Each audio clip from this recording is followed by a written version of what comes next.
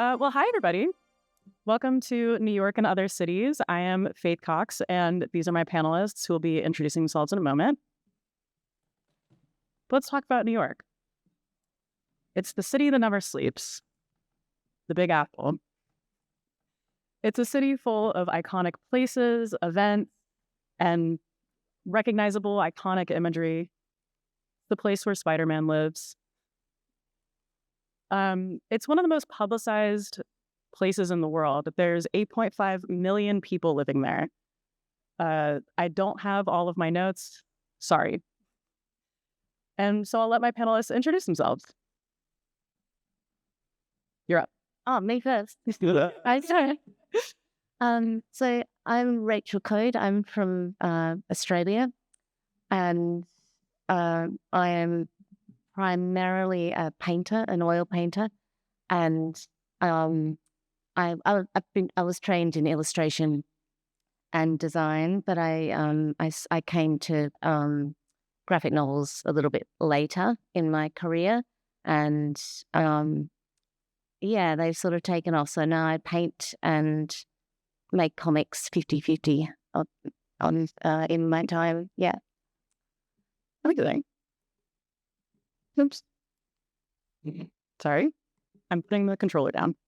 That looks like my work. I'm Josh Neufeld, native New Yorker, I guess. Lived most of my life there. I'm mostly known for making nonfiction comics, either autobio, memoir, or journalism, comics journalism. That's all? You don't want to say more? Not a painter. Are you from New Zealand? No. I'm not from Australia. Yeah, whatever. More will come out, I suppose. That's me. I'm Dean Haspiel. I've hopscotched my entire career between doing mainstream comics and independent comics, between superhero and memoir, between print and web. So it's a little schizophrenic. The examples of artwork up there are from a series I did called The Red Hook. I produced 4.5 seasons of that comic on Webtoon.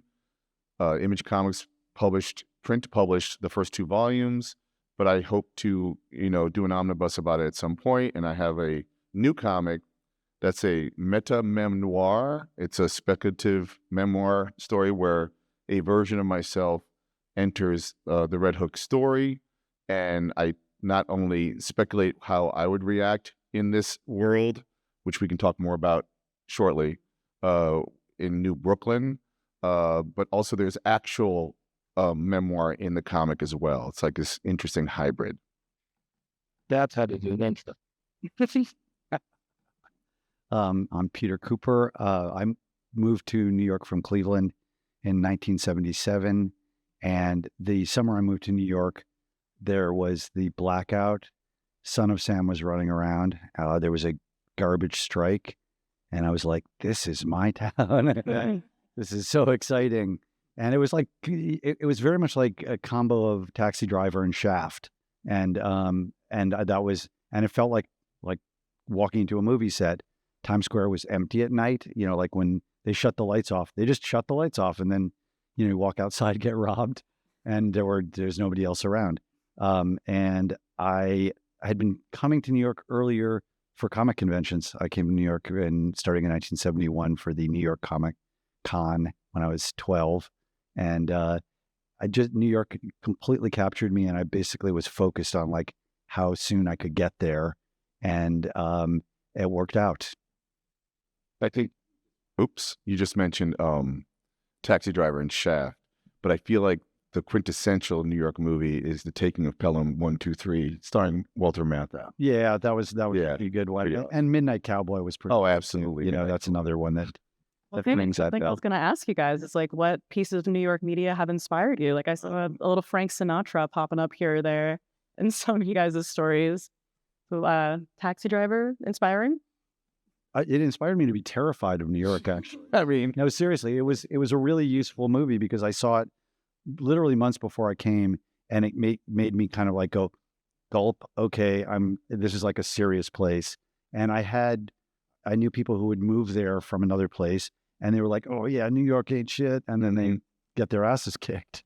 And I thought it was really good to have like a little warning sign, which Taxi Driver felt like it was. So, and in a good way, you know, but New York was actually like that. That wasn't like a false image. I mean, I'd pick which side of the street I'd walk on.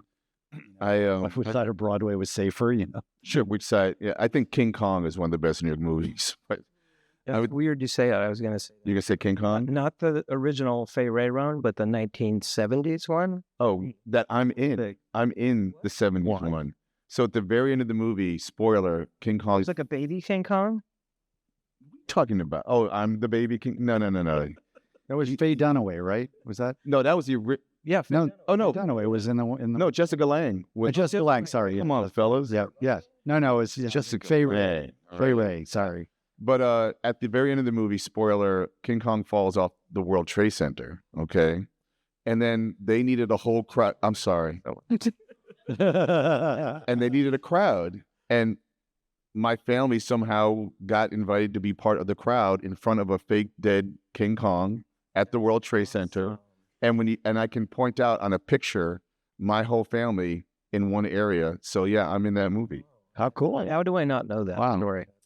I have so many stories, Jeff. Well, we kind of touched on it already, but what are each of your ties to New York? Like, were you born there, moved there, just inspired by the place? What brought you to have it in your stories? I'm curious about it. So I visit. I don't know how many times I've been to New York, but I remember the first time and just the energy around it. I come from a very small town, so the first time I landed in New York, and I just couldn't believe it. I was walking down the street. There was a woman protesting. She was running up to people and grabbing them and screaming in their faces. And I just had this big grin on my face all day. Just all this stuff happens around you. You're not participating in it. You're just watching it. And I thought that was because it was my first experience. I'd never have that again. But every time I go back, it has that energy. So that's what I love about it. Yeah. Amazing. Yeah, a similar story to Peter's in a sense. I was born in New York, so I have like that street cred, but I moved when I was 2 with my parents to San Diego, and I grew up out there. My parents split up, so I would come back starting in like the mid-70s. I'd come back for like a month and visit my dad in New York. And so I had this insider-outsider perspective. And I wish I'd remembered to send it to you, but one of the first drawings I ever did that got any notice was when I was 8 years old. And it's just a picture of a bunch of people on a New York sidewalk, like bumping into each other and going, "Hey, watch out. Hey there. Oh." And like, I guess everyone of my family thought it was just the greatest thing because it just was, that to an 8-year-old kid from San Diego, that is New York, like busy, bumpy streets.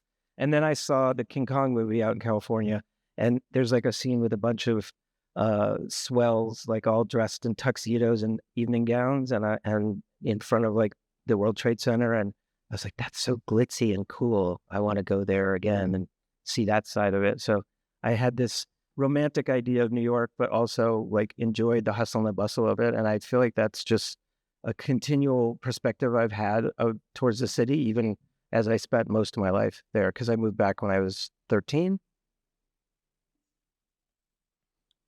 I was born in New Jersey, and we would, on rare occasion, go to New York, and we went for the World's Fair, which was fantastic. It's still like, in Men in Black in Queens. Yeah. And it was, this Small World After All festival, and the Future, little ride. And it just really, and I loved that, of course. Then moved to Cleveland, but my uncle was an actor, and he was in Fiddler on the Roof for like 7 years.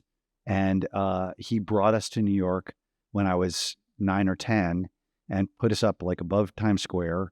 And we got to go backstage and meet the actors. And the whole thing was like, this was why one wants to come to New York. And then we went out for dessert. And after dessert, we were waiting on the sidewalk for my uncle to say his very theatrical goodbyes to everyone. And there was a guy in a car who was really obviously drunk, and he had passed out.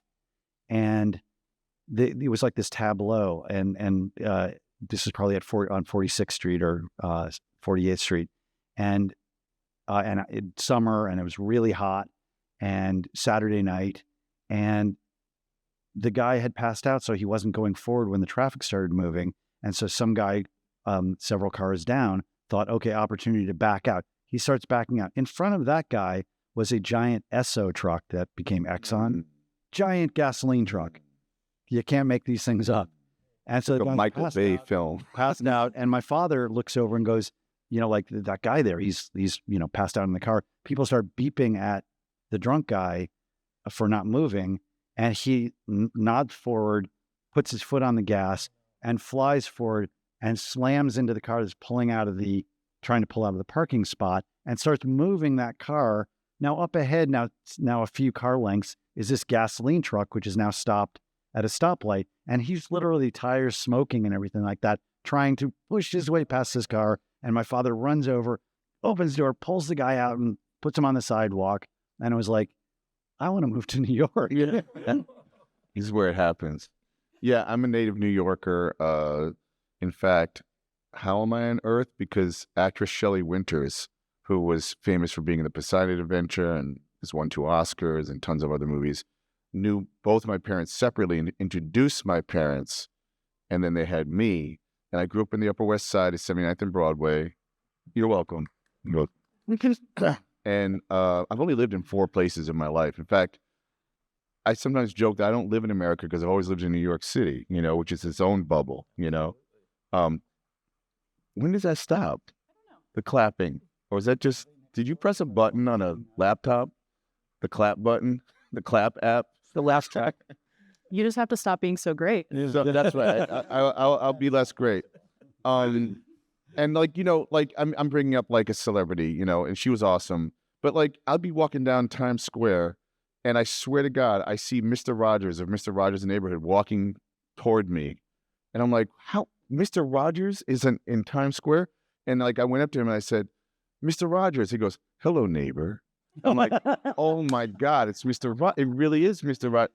And I shook his hand and said, you were my childhood. And he was like, well, thank you so much. And then it was just like this sweet moment. And I'm like, I'm in a haze. And I walk another block over and I bump into Busta Rhymes. And there's Busta Rhymes. And I'm like, how do I go from Mr. Rogers to And I was like, that's New York City right there, where you can meet these kind of folks that kind of, influence you or entertain you. But what I've never enjoyed and I've always heard about is when people come to New York City for the first time, right?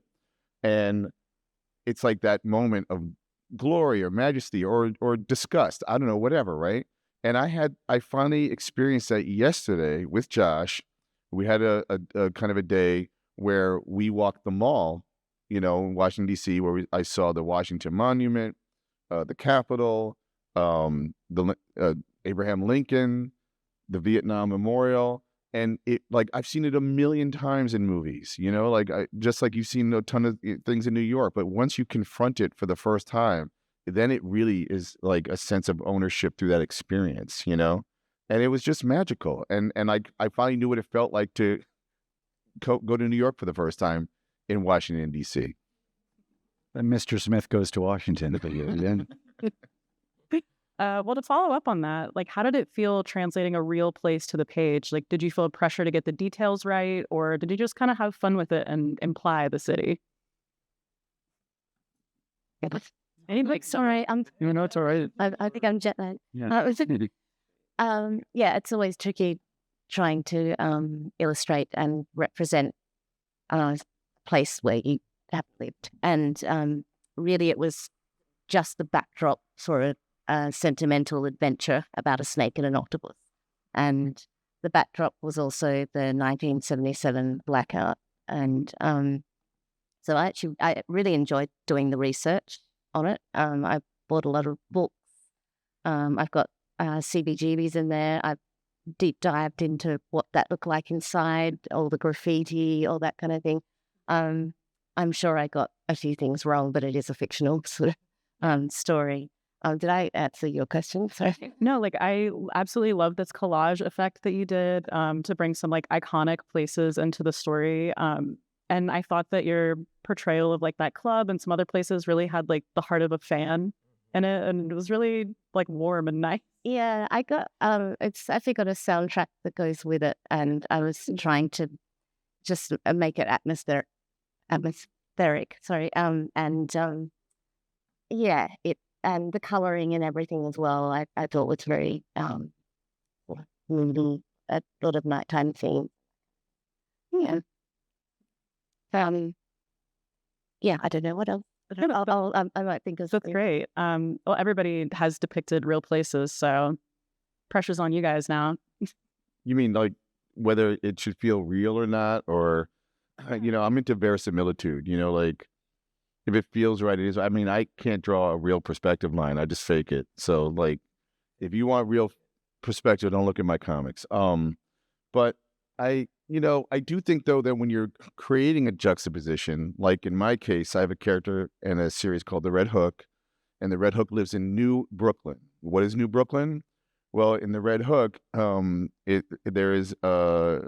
Brooklyn reveals herself to be sentient, and heartbroken about the toxicity of the world, so much so that she decides to secede physically and literally from New York, ergo America, to start her own republic where art can be bartered for food and services.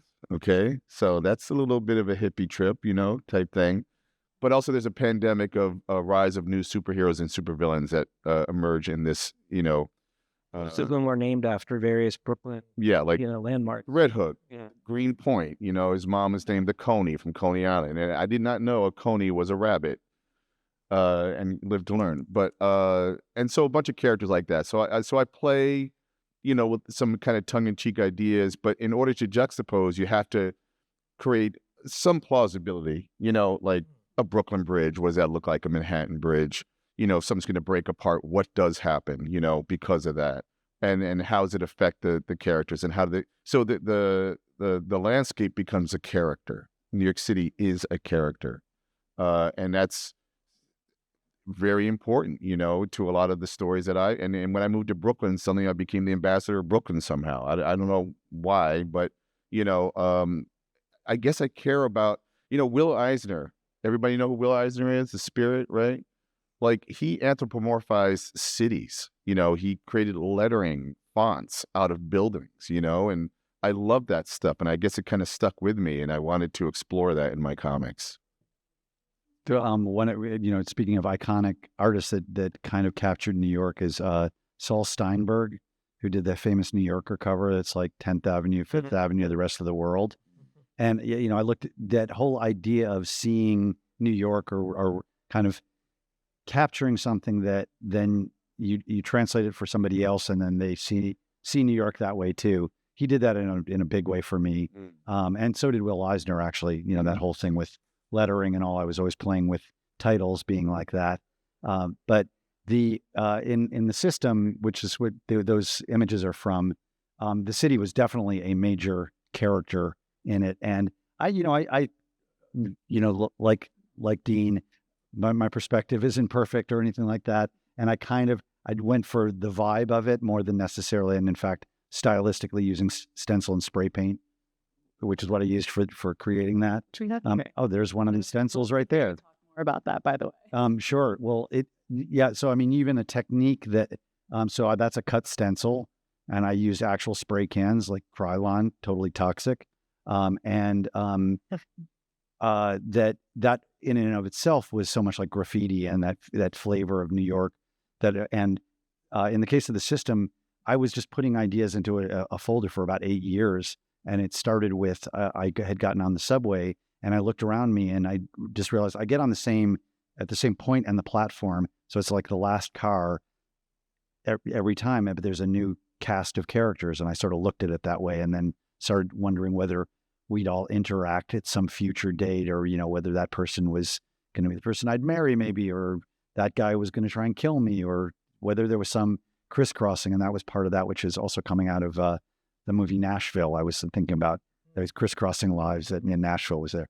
But New York keeps on being this in one part of it keeps on coming in as a character. So that image up there of the library, I spent a year in the library during COVID. I had a fellowship there, and the Coleman Fellowship, and so I was in the library, but it was during COVID, so it was closed to the public. So I was looking at the architecture there, and I never thought of myself as being somebody who wanted to draw architecture that much.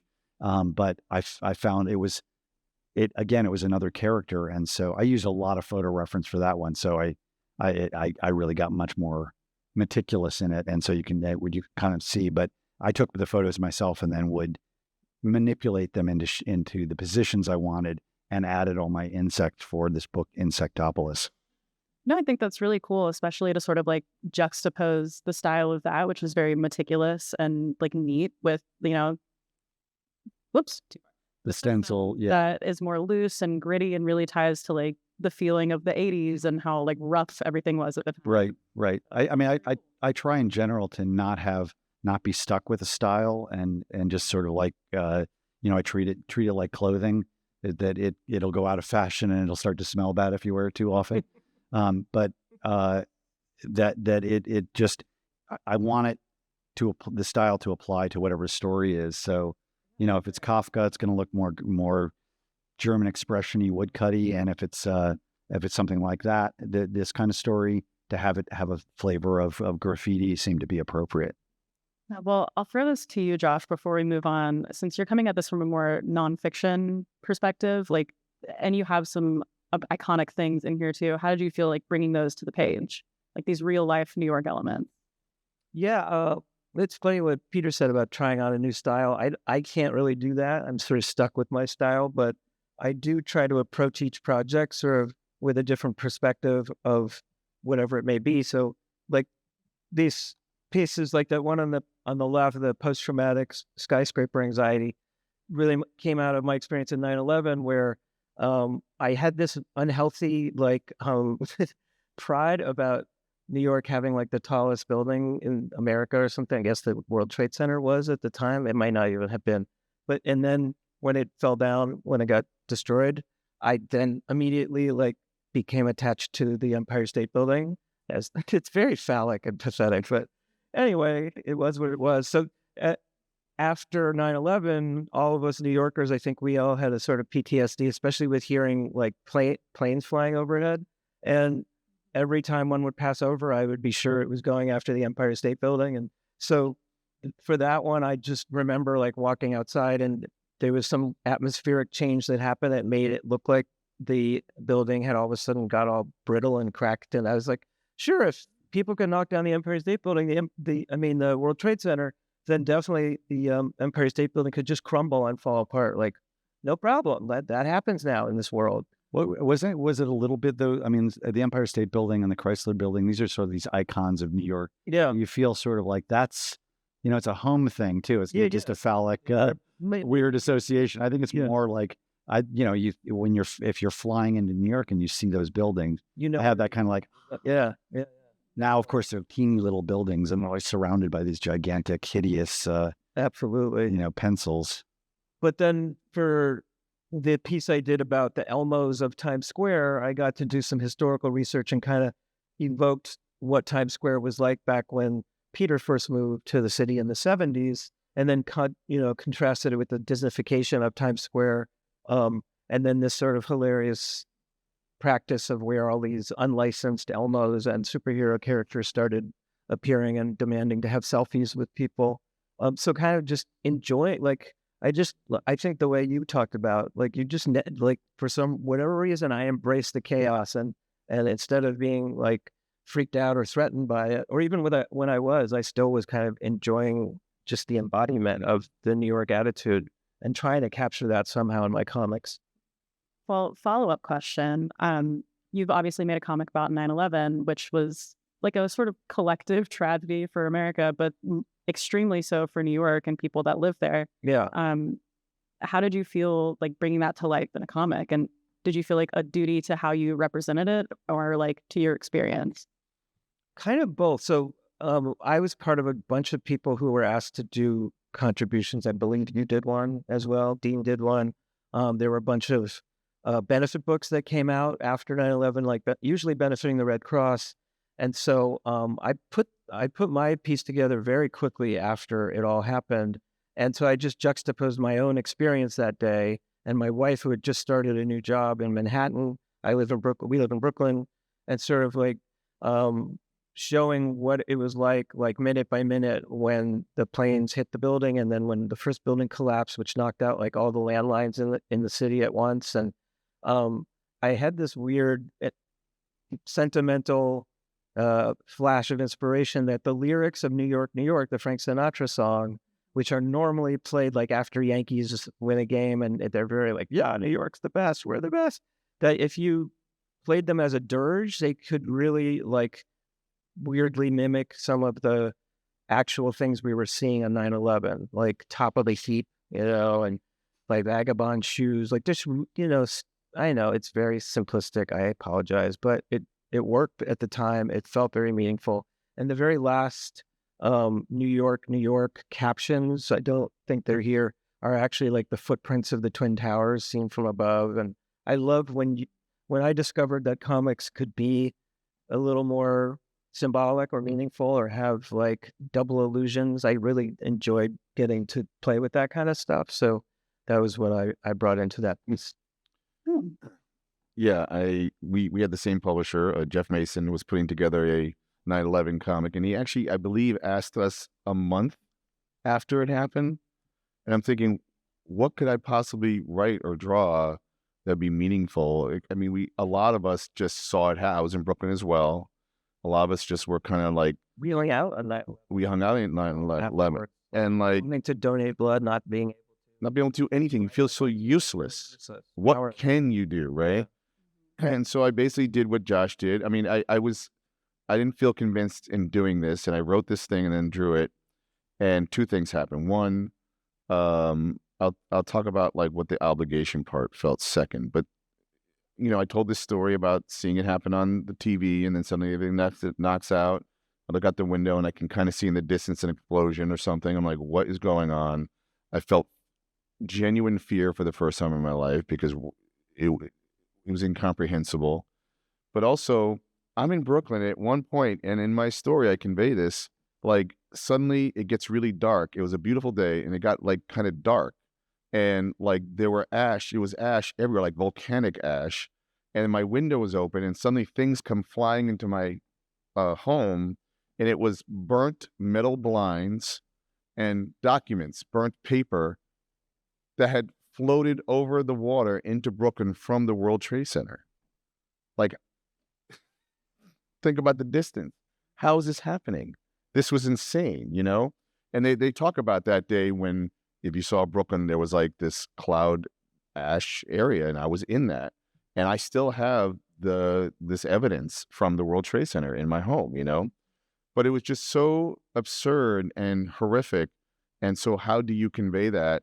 And why? And it was like, and I thought, well, there's a lot of people who can't express themselves or won't, and maybe it's my job to create a certain sense of expression, not only for me, but for other people to be able to, not that you want to revisit like trauma all the time, but this was that, and it was a documentation of a certain time and space. So. It's super cool. You're like reaching that part of people that like shared this collective feeling with you. Yeah. I mean, do you find that a drawing is like a catharsis in terms of like a way to like a healing? There's a healing aspect to it. Like, I mean, I'm doing it like all the time now. I draw to keep from losing my mind. Sure, I write to current events. I'll do more writing than drawing, but I do think what's weird about, and we've all a bunch of us done autobio. So when you're crafting a story, you're an autobio story, and you might leave some things out or put some things in or condense or collapse a certain time frame. And what's messed up for me is when I go look at those stories now, that's now how I remember that story, is in the way I crafted it. And I've lost certain details, and now it's that's the version of the story. Well, talking sort of about like people coming together, one of the things people always talk about with New York is that there's a unique culture of like fierce individualism. Like, you see something, you don't look at it, but also everybody coming together and feeling like there's this New York spirit. How do you feel like that played into your work? Anybody that wants to chime in?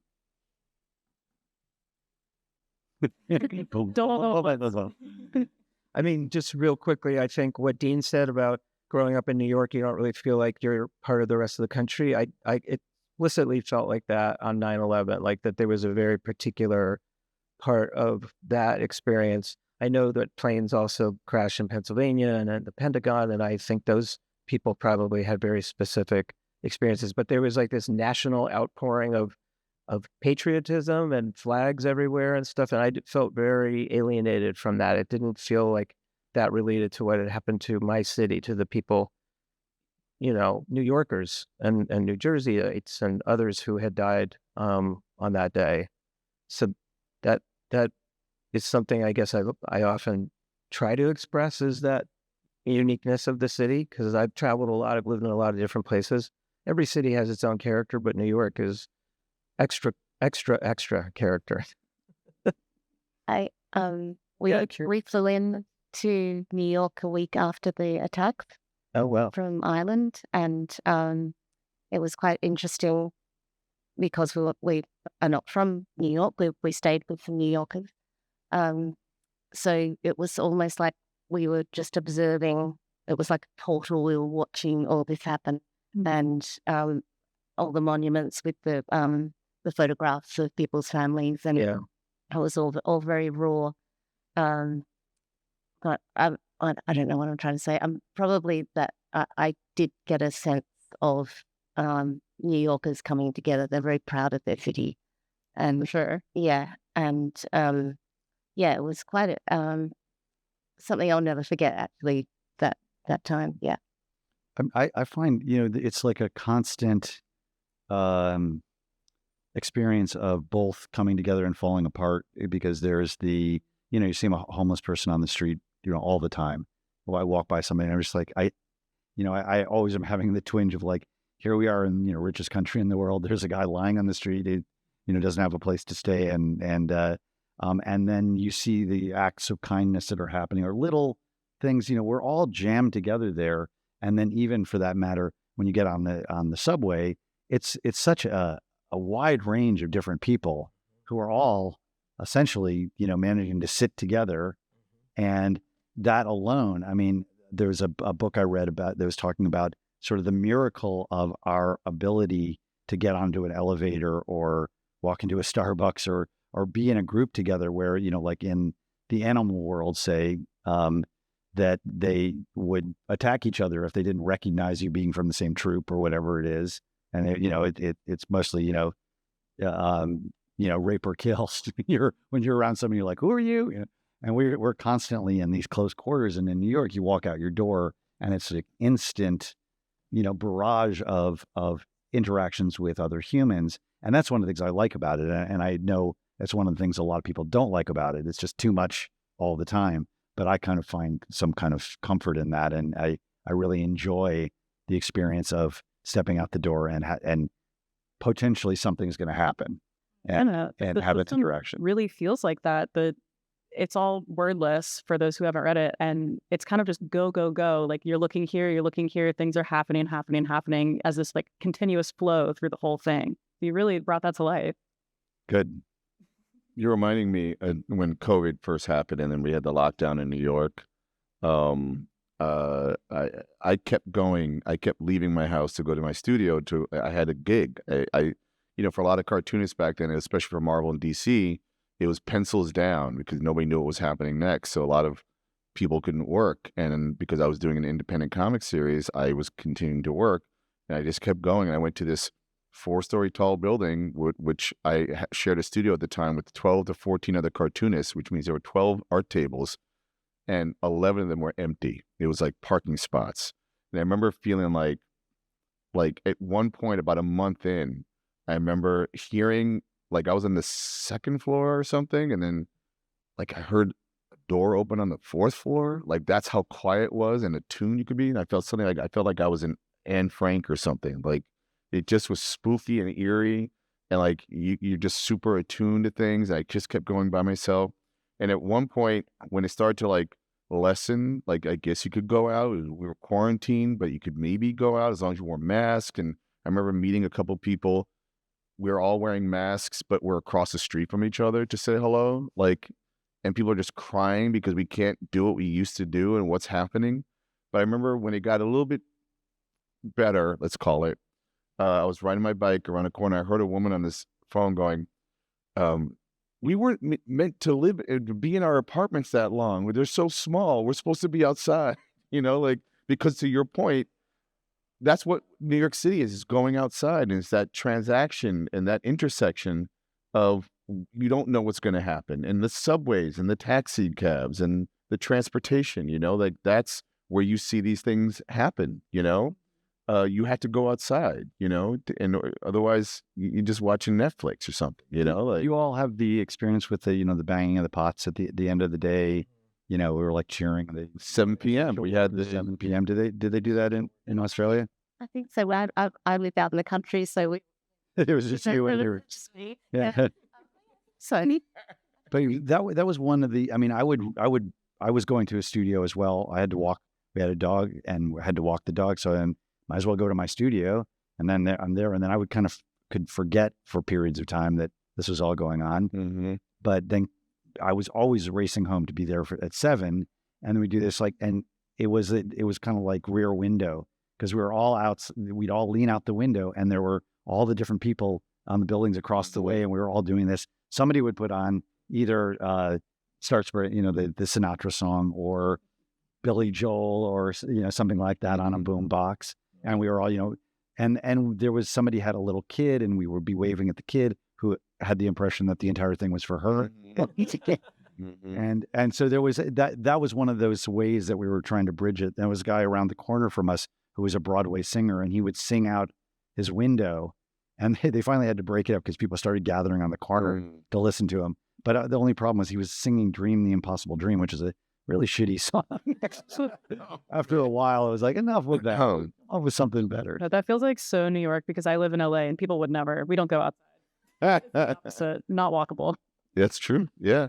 I remember, that feeling that, being asked to have that obligation for the 9/11 comic that we did. That was the one story I did about, I did a couple of things, but that was specifically COVID was the 7 p.m. clap, the honoring those first responders, our people who serve food, brought food to people or whatever, medical supplies. I mean, I had an ambulance on my block. Or no, not an ambulance, but a freezer truck, because down the corner is a funeral home, and the bodies were piling up in this freezer truck on my corner, and you would just hear this loud hum, this generator sound of keeping it frozen. It's messed up. Yeah.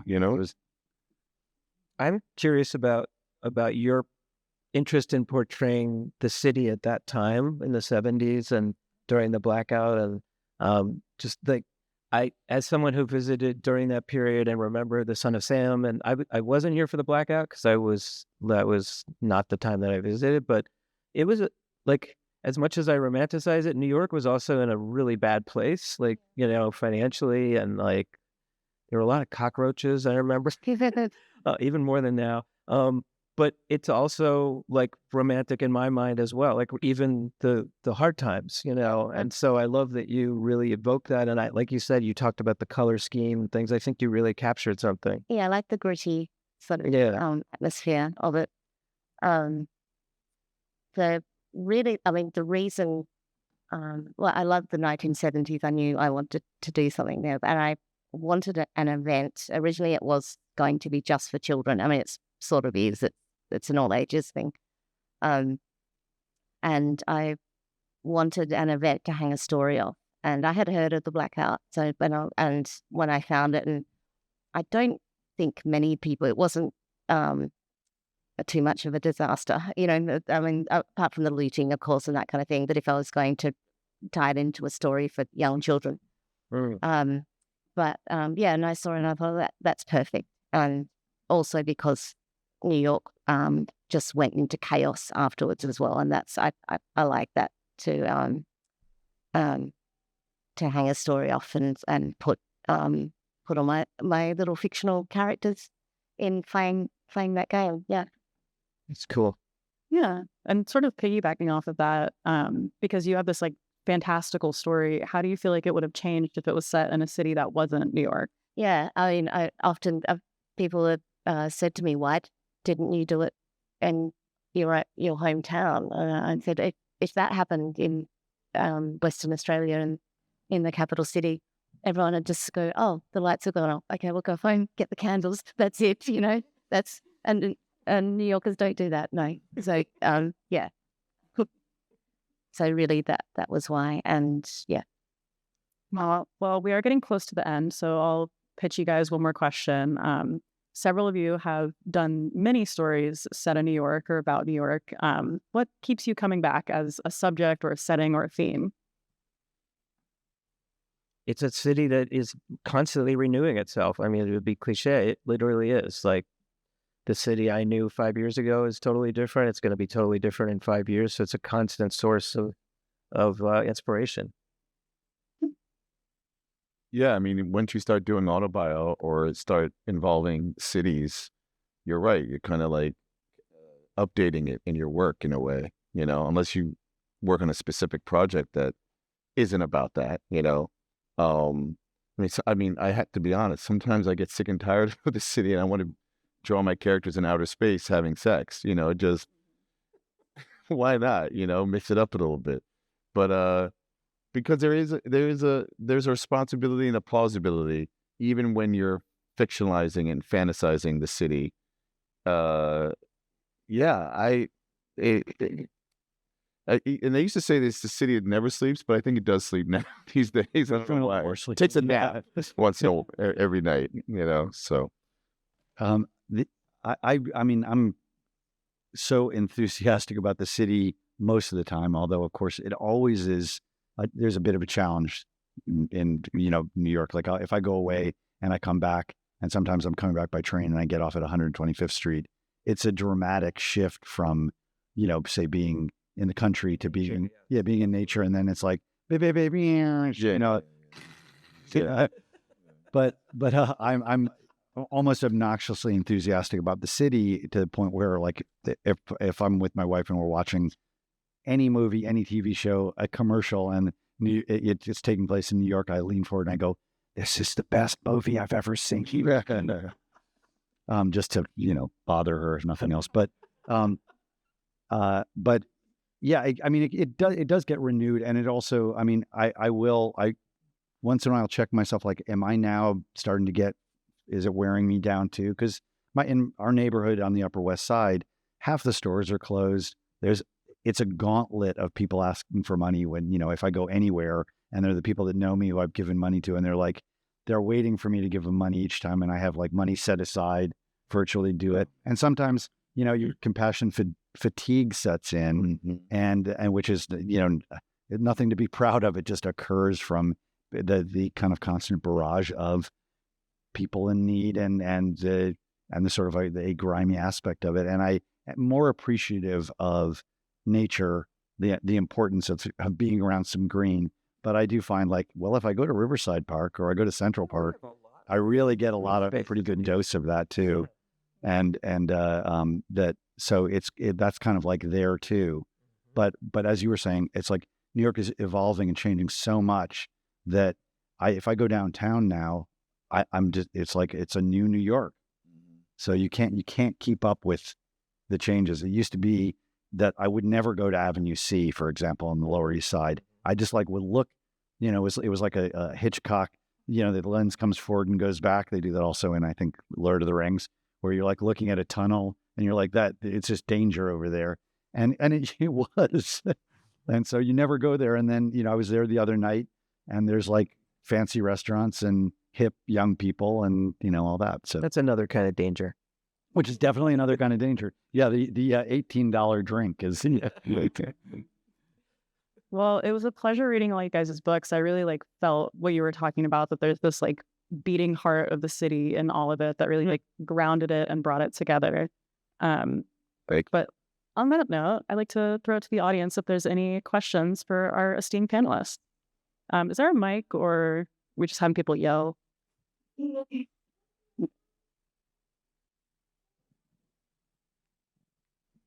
I think I saw a hand in the middle first. There you go. There's a mic. This has kind of been answered in different facets, so I apologize if I'm being redundant. You've acknowledged New York as character throughout the panel, and I'm curious if you have a succinct way of describing the way you've characterized New York. Is your character playful or multifaceted in a way? Is that even possible to do? Yeah. Well, you're very well qualified to answer that with what you do. Listen, you come with an idea, you try to serve story, and then you make the story work around that in some way. So, when I'm, what do you call it, anthropomorphizing or humanizing Brooklyn, for instance, like I have an agenda behind it, right? So I'm going to make that work. But the thing I've realized recently in the last 5 to 10 years is I kept thinking that because I was celebrating New York in my work or Brooklyn or whatever, that it owed me something. New York owes me nothing. It doesn't even know I exist. It doesn't give a shit about me, So, and once I was okay with that, I was like, oh, okay, then I'm just celebrating. I'm using New York City too, But you almost feel like, hey, wait a minute, what about me? Because then it's just hard to live. Like you're talking about homeless people. I've the same thing. I've helped. I've given a 25 cents, $1, whatever I can, But after a while, it's almost like they become professional homeless people, and you see them with their cell phone, connected to a thing. You're like, oh my God. And that's a whole other conversation, And I want to keep saying, but I'm a cartoonist, and they should feel bad for me because I'm a cartoonist. It's hard to make a living at this these days than ever before, So, but I'm not but nobody cares, there's some people who walk through life blaming society or the world's trying to get me. The world doesn't even know you exist, So once you know that, then you're free and you can do what you want. So I can do what I want with New York City in my comics. Well, apropos what you're saying about the not giving a shit, Brooklyn doesn't give a shit about you. I always did this odd thinking about New York like it is a I don't know, a woman that's going to forget me when I leave. Mm-hmm. And it's like, oh yeah, like as if New York's going to do that. And you've paid homage with your work to this. And I'm paying love affair. I'm like, I love you. I love you. Right? I love you, right? And then I leave, and it's like it didn't know I was there necessarily. It's like displaced water. Yeah. But then there's displaced water. No, it is. It's just like, yeah, I'm gone, and it's there's somebody else going to step in, but that's a changing relationship too, because sometimes I've also visualized like me creating something that the city does kind of like shimmer or wobble because I did, I had an exhibition and that like mattered, which it may or may not have, but thank you very much. I really appreciate that. But the perspective that, seeing an outside perspective on New York, also, I was driving to Cleveland and a car broke down in Pennsylvania, and me and my friend, we wandered looking for a telephone, and we found there's some young guys sitting at a picnic table in their backyard, and they go like, hey, where are you from? And I said, New York City. And they went, Bob Wilson. And I was like, he moved to New York. And I was like, I wasn't at the bridge to welcome him across. And I thought, that's a very interesting, it's like he sees New York as like as this little, like, it's just a bigger version of his place. And everybody knows everybody there, but I missed Bob Wilson when he arrived, so anyway. So, cool. Thank you. Did anybody else have a question? There was some up here at the front. I think you. Well, for like, What? So some of New York is about the nostalgia, of course. So what is your favorite place that doesn't exist anymore? question. H&H Bagels doesn't exist anymore. We almost lost La Caridad because of COVID, but it emerged in another space. Trying to think, Wohop is still there, but they close like at 9. I don't get it. I've never been to Wohop before midnight. That's bizarre to me. Oh, it's all food. You're right. Which is totally legit. Like that's a good answer. Man's got to eat. We talked about the beating heart of New York, but we didn't talk about. The beating stomach. I think I missed something that I never even knew, which is Pennsylvania Station. Yeah. You know, it's like these incredible places. Are you familiar with this? Pennsylvania Station was like one of the greatest train stations, and this guy Robert Moses tore it down and then built the shittiest building in New York. You know, like the Madison Square Garden is there, and then Pennsylvania Station became just crummy. They were going to do that with Grand Central too, and because there was this sort of attack on these great places, including this guy Robert Moses wanted to build like an 8-lane highway through Soho, and that actually there was a particular woman in the Village, and she like rose a cry against this and managed to block him, and that was kind of like part of his career ending. But he was like a huge builder in New York and did bridges and things like that, all sorts of big impacts on New York. And the Robert Caro book, I've just lost the title, Power Broker, thank you, is all about that. But yeah, so that's I've seen pictures of the place, and I'm just like, oh, that could be so great. So I'm sorry. Well, I'm going to have to say CBGB, although I actually didn't go to CBGB, sadly, and I would have had an opportunity. I was there when it was running. The bathroom was disgusting. Yeah, Disgusting. The bathroom was disgusting. Yeah, and I did a lot of research on the and yeah, so that would be my pick. Yeah, wish it was still there. I'll say St. Mark's Comics. I know there's a new one out in Brooklyn, but the character of the original one on St. Mark's, it goes back to Dean and I went to high school together, by the way, for those of you who don't know. We've been making comics together for longer than most of you are alive. 10 years. But we used to go to St. Mark's Comics as comics fans and buy comics. Then when we first started self-publishing, they took our books and put them there to sell. And we have a long-standing relationship with Mitch Cutler, the owner. So we're happy that it exists again out in Brooklyn, but I miss that spot. That was a very distinctive spot that was very much part of the character of that street. And, it's sad that it's not there. Well, comic shops in general, too. Yeah. There used to be comic shops all over New York, and Sure. it's like gone.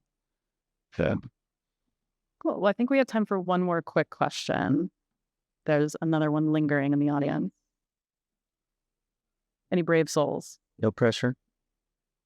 All right. Well, if that's it, thank you so much, guys. thank you. I really appreciated listening to all of this and having you guys all here to share it with us. Thank you, Faith. Thank you. If you want to follow any of them online, here are their online presences. Sweet.